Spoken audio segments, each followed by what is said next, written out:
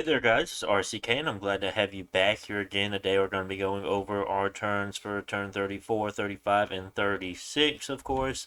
So let's go ahead and jump on in and see what we have going on here. So right off the bat we see a lot of dark knowledge and arcane probing being cast, mostly due to the fact of us having either a decent amount of death income at this point and us only having death ones. Now, if we had death twos, I'm sure I would be moving those death twos around and searching with those guys, but due to that fact that we do already have a high death income due to our thrones, of course, this is a time when we're going to be using remote site searching. And then kind of the same thing here with arcane probing, just due to the fact of us only having astral ones and nothing higher, and having a fairly decent astral income as well, because astral is going to be rather strong going into the late game, so we're going to want to have as high as an income as we're able to get. Same with death. If we can't use the death in any useful way, we could always use that as a trading item, since there are death nations in this game, and there's other nations that might want death gems more than we will. So those are some of the reasons why we're doing that. Otherwise, we had 1, 2, 3, 4, 5 site searchers not finding anything this turn. We see a few battles here, and then we have a lot of unexpected events. So let's go ahead and see. Previously owned by Independence is conquered by our forces. So we had Amalika go underwater and take another underwater province here. Of course, if you remember previously, there were no commanders left in that fight. Here we see fighting Lemuria. Quite interesting, trying to keep up with all of the things going on over there. We do see a lot of these pre-smiths, a whole lot of them indeed. We see a lot of these guardians here with their magic weapons, a lot of the flails, and these are the black plate flails here that have the higher protection. Now, this infantry of Ulm only have protection of 19. Now, the black plate do have protection of 23. We see a few black lords here. Great swords of sharpness, possibly to counter thugs that Lemuria may throw at them. Other than that, see a lot of iron skin, personal luck, legions of steel. Of course, now these black plate infantry up to 26 protection, pretty decent. That one's diseased. We have a lot of sappers here in the back, definitely to knock down the walls of the ghost, depending on how many units they have inside. Now, normally enough undead and things like that, they really don't have that great of a siege defense. But here, if we look at these spectral hostilities and things like that, since these ghosts are not like mindless units in any way, they're just undead. They're not mindless. They will have a siege defense here. It's not 0.1, it's 0.5, which is much better. So that is probably why he's brought so many sappers. But all these blade winds and iron blizzards, looks like just iron blizzard. I don't see blade wind yet. So I see a lot of strength of giants and temper flesh as well. Yeah, these blizzards are going to do a great job versus these ghosts here, and I think they even get a bonus. I thought it was the magical beings, but these are just undead, not magical beings. So that's interesting. But yeah, definitely going to be able to take a lot of them out, because if I think so, Iron Blizzard, I think that's magical damage. I could be mistaken. Of course, we can't look at right now. Maybe we could go look at Mod Inspector, but I'll just leave it the way it is for right now. We have another battle here. I forget what this nation is called, but they're fighting EA Ermor. So let's go ahead and watch that. Just a small group here. White Shell Rider here. Now these are Sacreds, and we have a Air 2 against, looks like PD, from what I assume, these Lizard Warriors and a Centurion. So good chance that these Sacreds here will be able to beat out Lizard Warriors, but have to keep in mind that the Lizard Warriors do have a 20 damage pierce attack, but it looks like they were not able to really deal. I mean, attack skill of 11 against a defense skill of 16. Yeah, that's kind of rough there. I doubt they would have got many hits on that. And that is all she wrote for that battle there. And now we see Micklin fighting Independence here in Bogatin, so let's watch that battle.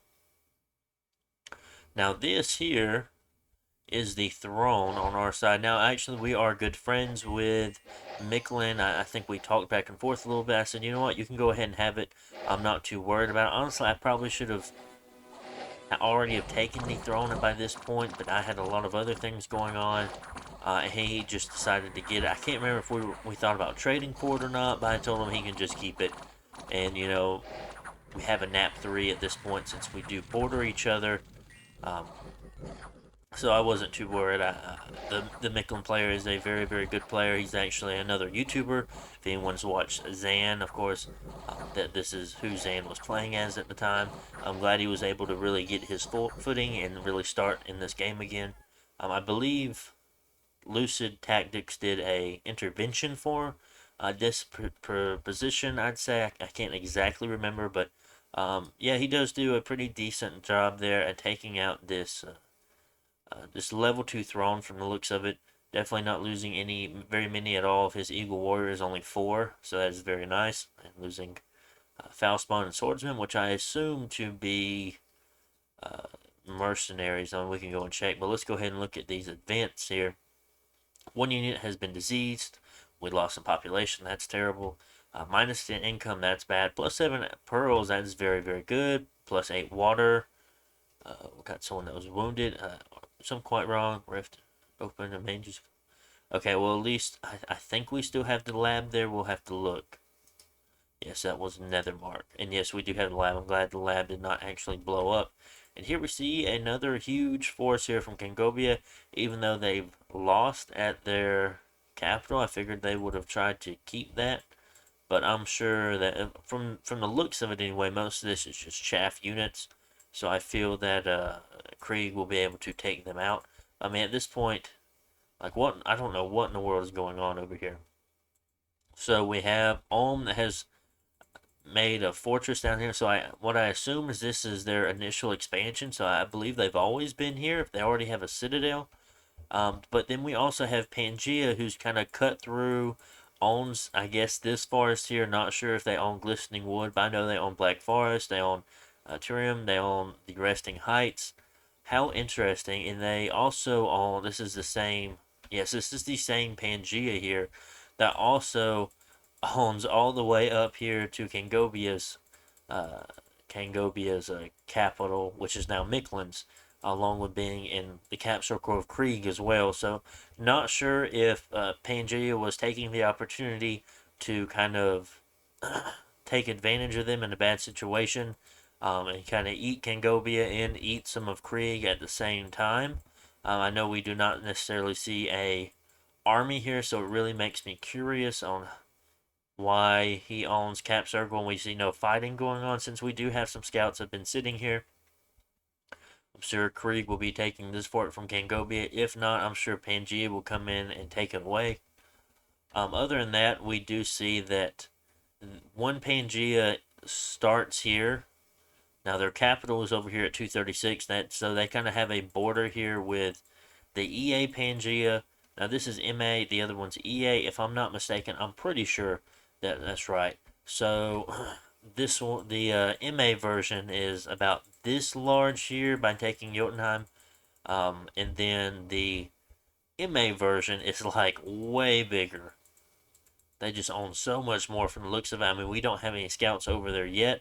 I mean, they're reaching all the way from 115 all the way down to 16, all the way across this water. I know that's about the same length as us, but their land mass has a lot more, I guess, girth than ours does, for sure. I mean, you have to think they reach from one side almost all the way to the other, and I'm sure by the end of this little war they have here, they will reach from one side to the other. I mean, you have to think that's 1, 2, 3, 4, 5, 6, 7, 8, 9, 10. That's about 10 provinces wide, and from the looks of it, 1, 2, 3, 4, 5, 6, 7, 8. About 8 provinces in height. So, like a 10 by 8. I mean, I don't think they have 80 provinces, but I mean, I know for sure they don't because, of course, it does kind of taper off here how much of what they own. But yeah, I mean, this is a lot of land here that they own. So we'll have to keep an eye on that for sure.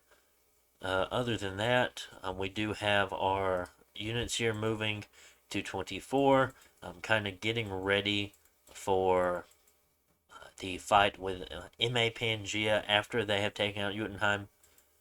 So we will definitely work on that. Haven't had any sense of going after 18 yet, just because of the Watchers and the Monolith.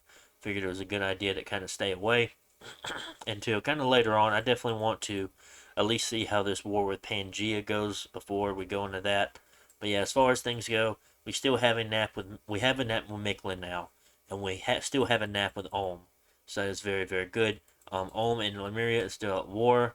It looks like Ermor is kind of about to kind of put the final nail in the coffin here for Nuala. Other than that, we do have this war over here going on. Kangobia, Krieg, Micklin, Pangea.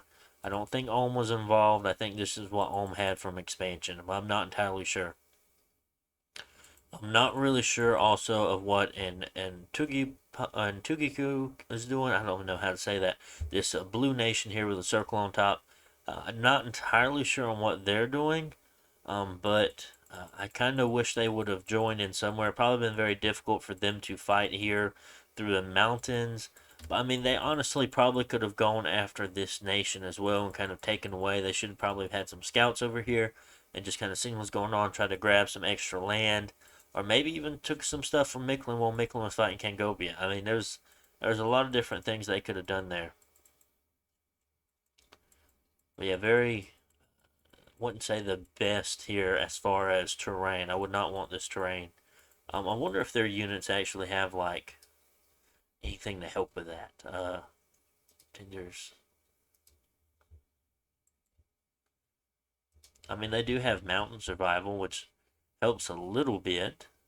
Reduce movement penalty and moving through highlands. No, that's moving through highlands unless units with mountain survival can also able to move through mountain passes when it's not too cold. So I'm not entirely sure on how that works. Don't know if they're still able to actually move even though it's a red line, or maybe they're just it says when it's not too cold, so it makes me wonder. I'm not entirely sure about how that ability there works. But either way, we are definitely massing our forces here on the southern front. We just about have everything pulled down. We are starting to blood hunt in our capital here. You know, not a good idea. I wouldn't recommend it, but honestly, um, when you're making 4,000 gold a turn with an upkeep of only 1,300, I mean, I don't particularly care. We don't have any. We have three. I don't think those are three that we've got. I think those are three from an event because we did not catch anything this term. You know, I've just started saying, oh well, we're gonna start blood hunt now. Definitely should have moved probably over to 51, 56. I don't want to move to 86 since you'll get a disease. Looks like this one had actually caught a disease the turn that we made him. So due to that, we're just going to leave them here researching. We're not going to spend a turn moving them. Just due to the fact that we'll get one extra turn of research out since they were diseased the turn we got them. Glad that one didn't get it. I mean, we could have moved to Nethermark here in 80.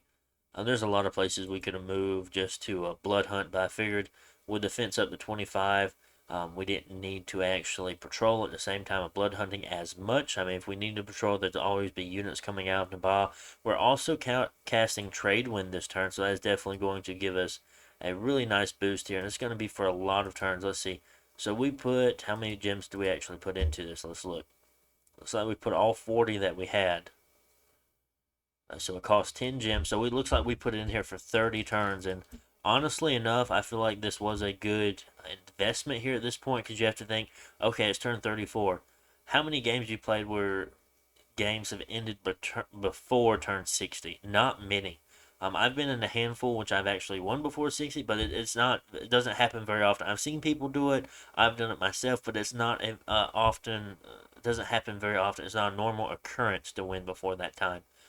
So keep that in mind if you think it's worth it or if it's not worth it yet. Now, probably another thing that I should have taken into consideration is how many air gems we actually have. Probably not the smartest thing to do, since we have such a low gem income. But this is our capital, of course. And if you look, I mean that's plus 25% income, so that's going to be very very nice on a 646 gold province. We're not going to put it on any of our other ones, even though that one would have been a decent one and that one would have too. We're just going to be putting it on Naba, which is going to be our highest income province. Looks like we're also making a fire in the jar. Along with that, I don't think we're forging anything else anywhere. We're forging some girdles of might, some pendants of luck. Very, very basic items, of course. Pills of water breathing. We're sight searching. We're sneaking around. Lots more casting dark knowledge. We're forging dwarven hammers. Endless bags of wine. Let's see what we have so far. So we do have a flame helmet, which is good. That's going to be a nice fire booster if it's needed. We have enchanted pikes. We have acorns, which I think we got from an event. We have girdles of might. I think we got the holy scourge from an event too. More than likely, I was making the crystal matrices just in case. They're always good to have, guys, if you're not making them just in case. If you have any kind of astral or anything going on, if you have any kind of communions or sabbaths you're working on or planning to have in your armies, have a couple of these matrices just sitting around. They're only 5 earth, 5 astral. I mean, if you have them, make them if you're able to, because you never know when you need to throw a nature mage into a communion just to add a little bit more to it, because they don't have blood or because they don't have astral. Same goes for death or water. You might need it, okay? We have some pendants of luck, some more pills of water breathing, another girdle.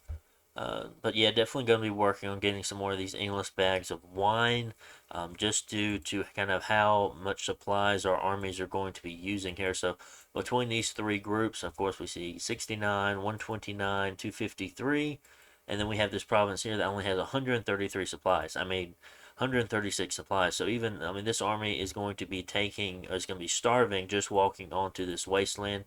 So we want to be very, very careful. This is at 247. So, I mean, we're looking at 500, 600, about 700, 750, about 750 worth of supplies. If we do kind of deathball our army at this point, which I don't necessarily want to, but if it came to that, we would. Because we do see at this point he has all of his units here consolidated. Another 100 there. So yeah, we definitely need to start working on making a large amount of those endless bags of wine and kind of going from there. So that is going to be our turn 34. Yeah, 34. So 35, 36. That's the ones we're going to be doing next. As far as globals, the only global that is up is Mother Oak, and that's from Pangea. I believe that is the MA Pangea, if I'm not mistaken. Yeah, the bronze kind of horns or the lighter colored horns. Yeah, that is them. So let's go ahead and go on to the next turn then. Turn 35. Let's exit. Continue.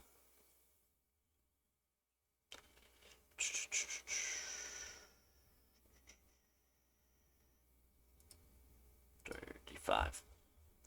Hope you guys have been enjoying all of the content. I've definitely been trying to up my game as far as posting videos go. I'm definitely trying to get a lot of content out lately. I've been doing a lot of recording. So, cast Trade Wind, of course, Dark Knowledge, Dark Knowledge, Dark Knowledge. Now, I honestly didn't check last turn if we found anything from all those other remote castings. So that's nice. 2 more Def Gems. We are up to 16 Def Gems per turn. Our Def Gem income is higher than any other income that we currently have. So that's interesting for sure, since we only have Death 1. So that's gonna suck. But yeah, we could always use it to trade. We can work on it. It also looks like our god has showed up. Very nice, very nice. We caught 13 good blood slaves in Naba. The unrest is up to 12, but we just wanted to blood hunt so we can make a sanguine dowsing rod. We are up to unrest of 12. Very unfortunate. 687 income. If that unrest wasn't there, I'm sure we'd be hitting 700 at this point. Also decided we're going to be casting Eternal Pyre here. So hopefully increasing our fire gem income up to 28. That would be very nice. How many gems? We put 144 gems into it. Possibly if someone tried to overcast us, they wouldn't be able to. So that is definitely something there. Fingers crossed, though. So we'll definitely check that out later. So we see some knights here from Armor. Let's check this out. Now this is his pretender here. Looks like he took a Trinity, which wasn't quite sure. I guess this is a DE Trinity here. Dominion power. Oh, that's cool. Dominion power seems very strong.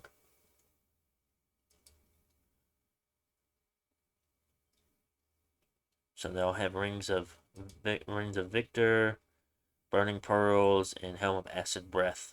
Cool. Looks like both of them have it. Yep. There's some very nice stats here on these units. Protection's kind of low though.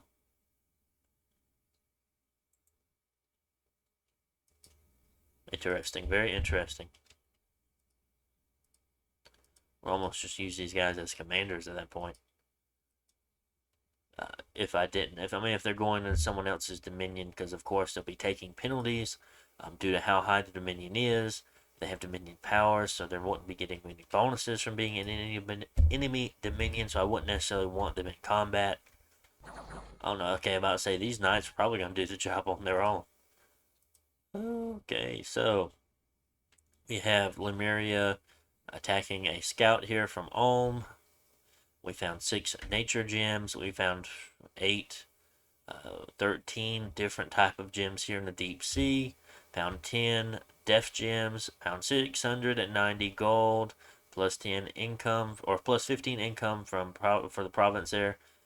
So our luck scales are really working out for us, but we did just have 3 units die here from disease, from us not noticing it before. But you see, this one's definitely moving out.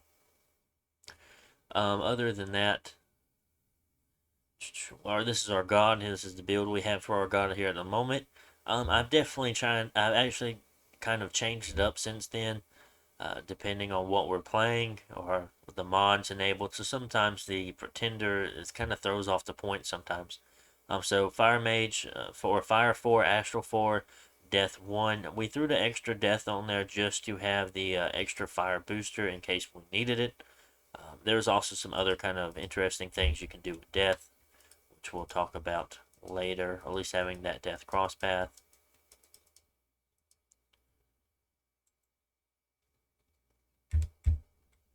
Either way, since we do have Astral Earth mages, we're going to be able to make the Talisman Astral Booster. I forget what it is. In which case that boosts up to 5. I think you need to already be at 5 and you need 6 to make the first ring, and then after that, after you get 6, you can make the second ring, which will boost you up to 7. I don't remember exactly. Maybe you have to be at 5. The booster puts you at 6. You make the ring. The other ring puts you at 7. So maybe we're off on that. I can't remember. If you remember, I mean, we just did attack skill 2 magic weapons. Since due to the fact of almost all of our site searching, except for that province there, is not done. I mean, honestly, I don't want to risk a 2-turn Malika 500 gold getting a disease. I mean, if we should have site searched this, we probably will at one point. But majority of everything we have here, that's not site searched, but it's getting site searched. That's not site searched, but it looks like we're not sending anybody yet. But majority of our province here are definitely searched, if not getting searched. Here we have our units here moving to 32. Other than that, we're setting on researching, of course, and trying to get up to construction 6 here, making 1,000 points per turn on turn 35. I mean, it's not bad. It's not bad. We could do better, though. So definitely need to do better on that. We're casting Arcane Probing a few times here and there. Our Astral Pearls are only up to +5. I mean, not great, but we're going to definitely work on it. Doing forecasts of Dark Knowledge since we're making so many per turn. Making some Frost Branch. We're also claiming this throne here, the Throne of Flames. So it's going to increase our total income of fire up by an additional 1, since this is the one before it is claimed. So you always get 1 and then you'll get 2 after it's claimed. And then Blessed Troops get fire resistance +5. That's going to be nice to have just because, just a little extra fire resistance. Of course, I don't believe our Sacreds actually have very much. I know they have a little bit, so they only have 5. So after this, they'll get an additional 5 to it. So that'll be pretty good. other than that, not too much going on. Definitely making some more items, of course, working on that. We do have a winged helmet there.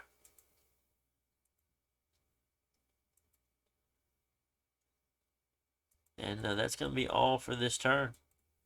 Let's go ahead and finish up the episode on turn 36. Continue.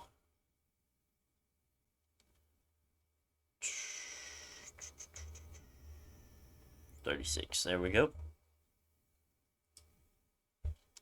Need to follow Empires tomorrow. See if I can get another Omni game going. Make sure it looks like, okay, my sound is good. 25 minutes in, and we're still looking at it. Just want to make sure I start double checking more often, just in case something goes wrong with recording. I don't have to redo the entire video. Not many things found. We did cast that enchantment there.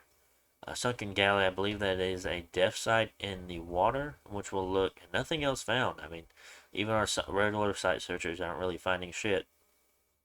Ulm attacking just PD here from Lemuria. Of course, they won.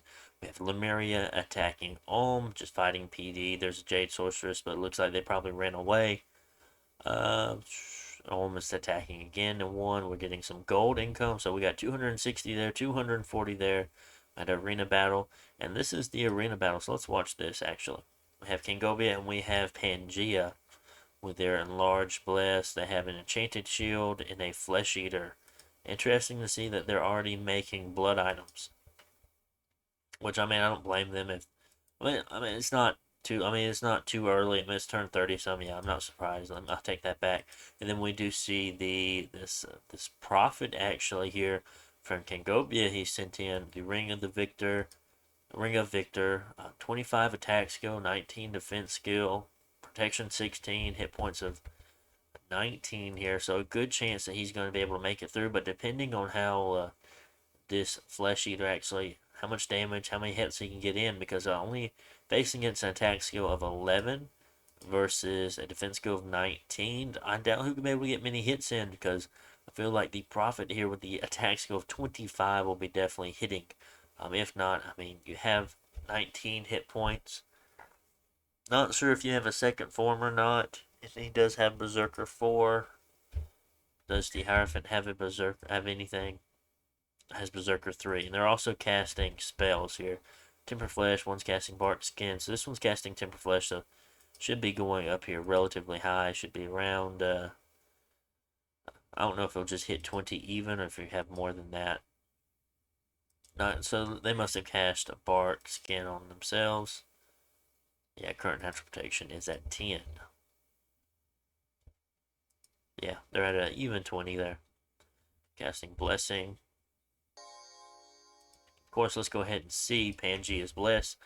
Morale plus 2, Shock Resistance plus 10, Poison Resistance plus 5, Fire Resistance plus 15, Cold Resistance plus 10, Revig, Blood Surge larger. So definitely heavy resistances Bless. Blood Surge is nice.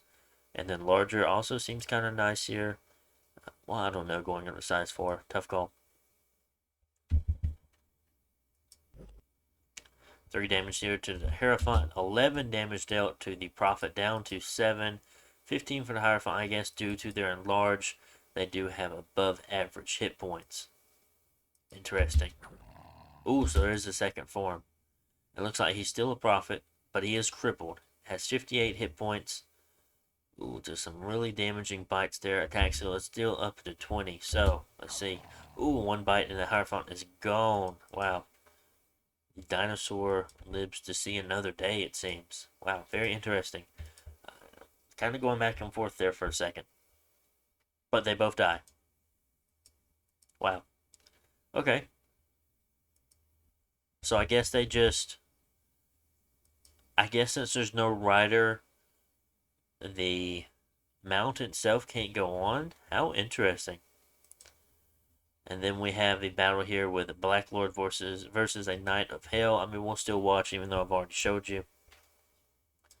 So the Black Lord has Great Sword of Sharpness, a Burning Pearl, Bracers of Protection.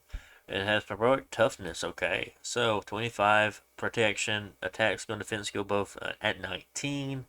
Morale of 18. Magical resistance of 10. Let's look at this Knight of Hell here. They have a giant sword. Has the cleave ability. Probably not too useful, but still dealing a lot of damage here. Yeah, because AoE 1. Ring of Victor, and then Ring of Regeneration with 40 hit points on. Very interesting. Size 4 unit, 26 protection, 23 defense skill, 17 attack.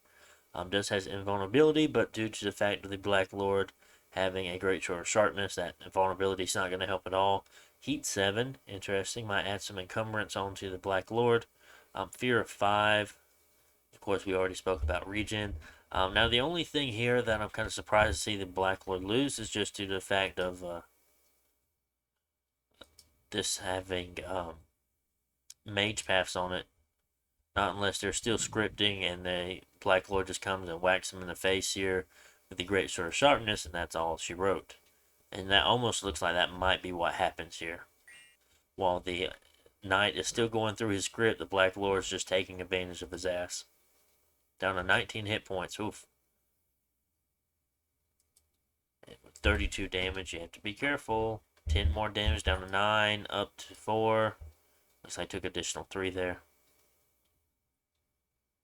I mean, defense skill 18. What is the attack skill? I mean, 17. I mean, I expect to see some hits here, but it looks like Krieg is done for. Wow. Wow. Very interesting. Thought it was kind of would have went the other way just due to the magic pass, but it looked like since the Black Lord itself wasn't actually casting anything, they went ahead and charged in, and because of that, the Knight of Hell went down relatively fast. Very, very interesting. The Black Lord who won the arena death match, Tartarian Chains, was awarded as a prize. Cool. Very, very cool. Let's go ahead and look at the map. Here we are definitely massing up all of our units. We're starting to put some endless bags on them, different equipment on some of these Malika. Even though we don't want them in combat, we want them ready just in case if they do get in combat. We have lots of camel riders here, 125. I'm definitely going to be using those as raids, kind of like fan out beforehand, then have our main army of elite warriors, Vanguard, and camel riders move in and start taking forts as the camel riders are fanning out raiding as much as possible. Yeah, as soon as see all this unrest goes, we're up to 739, even with 5 more unrest, so possibly even going up to 750 by the time that 5 unrest is gone. Very, very nice. Should do something like this now. And send him off over here. No, actually over here. Have some patrollers over here. That should have been what I did, but instead I didn't. Mistakes were made, of course. Everyone's not perfect in all their games. Making some frost brands, doing some dark knowledge, moving some guys around. Now these guys, where are you going? You're going to the capital. Why are you going to the capital? I guess to get some extra range on the dark knowledge, possibly. More endless bags of wine being made. We just have a lot of units here moving around as we set up ready.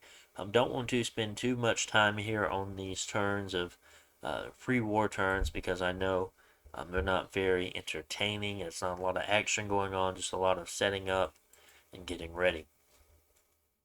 Definitely ready to see what happens here with Jotunheim. And now we do see this fortification is broken. So possibly next turn we will be seeing the battle happening here in Jotunheim. And then whether or not they win or not, I'm sure we'll be commencing the war shortly after the fact regardless. If Jotunheim wins, good for them. That means there's even more damaged Pangea. If Jotunheim loses, okay, we're still going to attack. Well, no, if Jotunheim wins, Jotunheim, if they win, we're still going to attack regardless and just take them out while we're fighting. So either way, we're going to be attacking. So because I have no intentions of fighting Mikland, I don't want to fight them through one province. Have no intentions of fighting Ulm because they're fighting Lemuria, and if Lemuria beats Ulm, that just causes a bigger coalition against Lemuria just due to the fact of how much scarier they'd be at that point, depending on what the point of the game is. It keeps Ulm kind of under control from getting too out of hand, while also keeping Lemuria kind of under control if they kind of stay in this war back and forth. Ermor's kind of doing their thing, and we have no way to mess with Ermor at all. Have no intentions. We can't fight this Pangea at all since we don't actually border them. We don't border Krieg, so we only actually border, well, technically four, but I would only really count three. Three possible war targets. Just due to the fact, I mean, yeah, sure, we could go after him. We could probably even snipe his capital here, but after that, we're kind of forced to walk along through these caves. Would not want to fight that way. Would not want to wait for the right time. Just move in and out of provinces. And even if we do win and fight this war here and take these provinces, we're going to be bordering Lemuria. Nobody wants to border Lemuria. So yeah, we're going to definitely just leave that guy there. Keep our nap 3 with him. And that's going to be it. We got some guys going to search underwater here. I'm starting to site search down there. And that's going to be it, guys. Hope you enjoyed the episode here. Trying to get as much as I can in, maybe 2 or 3 episodes a week for each series, depending. I do have one series in the background, kind of already completed, recorded, and saved, just kind of posting as time goes on as a gas series. And then I have another one on top of that that I've already done the same thing with. Otherwise, the Fallen Empires game has finished up, so I need to really get on the ball with finishing that one up, of course. And then I've started a new Omni game, so that is in the works. Hopefully, by the time that I finish the recordings of Falling Empires, I can kind of start the recordings of the new Omni game and just kind of keep one rolling, you know. I have a couple other games. Of course, I've won a few more games since this Naba game here. So, of course, I have a lot more kind of post commentary work or casting as well to always post. So, definitely look forward to everything going on. I've been definitely working on a lot more with mods and modders and things like that, trying to help them out, give their mods as much publicity as they can. Definitely want to try to help out the community and give back as much as I can, because they're all honestly a bunch of good guys just trying to play their games that they want to play or play how they want to play them, trying to make it or better for everyone else, more enjoyable, of course. That's always a good thing to see. And so that is very, very good. I'll try to keep up with the national overviews, the mod showcases, and other things. I need to get around to doing some more just not mod, but just Minions Vanilla Faction overviews. I need to definitely work on that. Recently starting a few team games, so that should be interesting. That should be some fun stuff we could watch or cast or however we decide to do it. But I'll catch you guys on the next one. Bye.